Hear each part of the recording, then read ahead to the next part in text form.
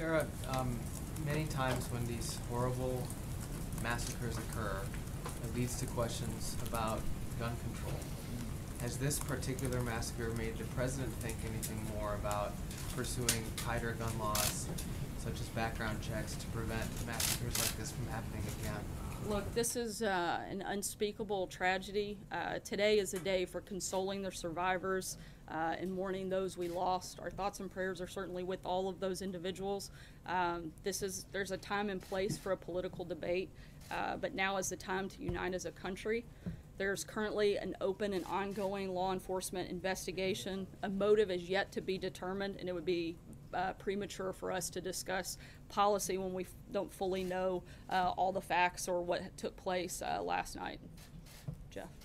To follow on that, Sarah, though, do you believe that, or does the president believe that this is a moment, that this is a time when this should not be a political discussion, it should be a policy discussion?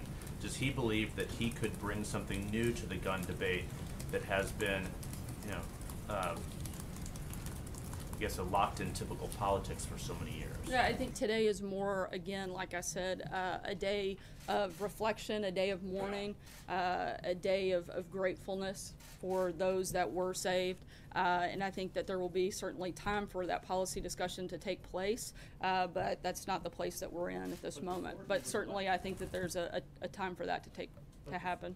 Before he was elected president, in some 15 or 16 years ago, he did have a different view on guns than he had during the campaign. Does he believe that this is something that he could lead a bipartisan effort on at some point?